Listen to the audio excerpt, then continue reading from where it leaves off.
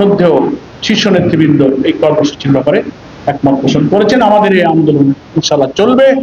দফায় দফায় শীর্ষ নেতৃবৃন্দ পরিস্থিতির আলোকে এই গণভোটের গণরায় বাস্তবায়ন শীর্ষে, আর প্রত্যেকটি সময়ের চলমান জনদুর্ভোগ সম্পর্কে আন্দোলনও আমাদের ইস্যুতে থাকবে।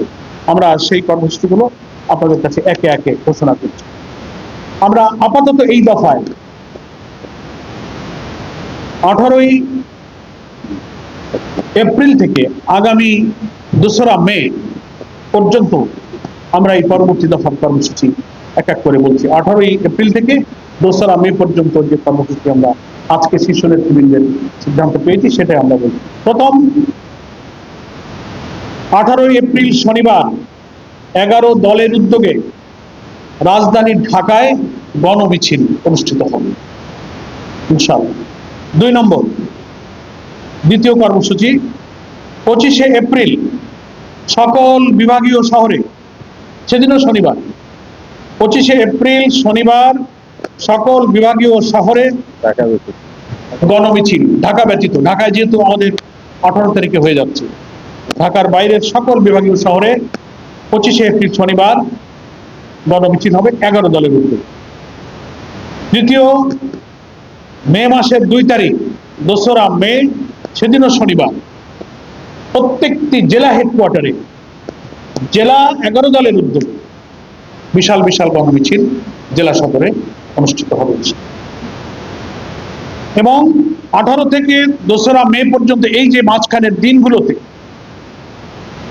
প্রত্যেকটি বিভাগীয় শহরে এবং গুরুত্বপূর্ণ জেলা শহরগুলোতে সেমিনার অনুষ্ঠিত হবে গণভোটের রায় বাস্তবায়নের দাবিতে, তাদের সৃষ্ট যে রাজনৈতিক সংকট, সংবিধানের অপব্যাখ্যা এবং জাতীয় সংসদে বিরোধী দলের দাবি, তাদের নোটিশ, সবকিছু উপেক্ষা করে কর্তৃত্ববাদী শাসনের দিকে যে ধাবিত হচ্ছে তার বিরুদ্ধে বিদগ্ধ প্রবন্ধকাররা প্রবন্ধ লিখবেন, বিদগ্ধ আলোচকরা আলোচনায় অংশ নেবেন।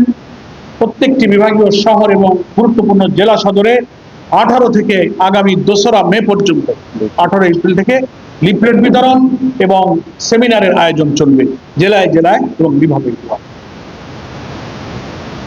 এর পরবর্তী ধাপে এই কর্মসূচির পর আমরা শীর্ষ নেতৃবৃন্দের কাছ থেকে সিদ্ধান্ত পেয়েছি বাংলাদেশের প্রত্যেকটি বিভাগীয় শহরে 11 দলের উদ্যোগে সেই বিভাগের অধীন সমস্ত জেলার 11 দলের যৌথ সহযোগিতা এবং ব্যবস্থাপনায় বিশাল বিশাল সমাবেশ অনুষ্ঠিত হবে বিভাগীয় সদরগুলোতে এই 2রা মের পর থেকে।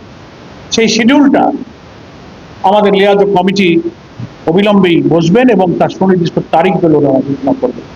12টি সিটি কর্পোরেশন এবং বিভাগীয় সদর মিলে এই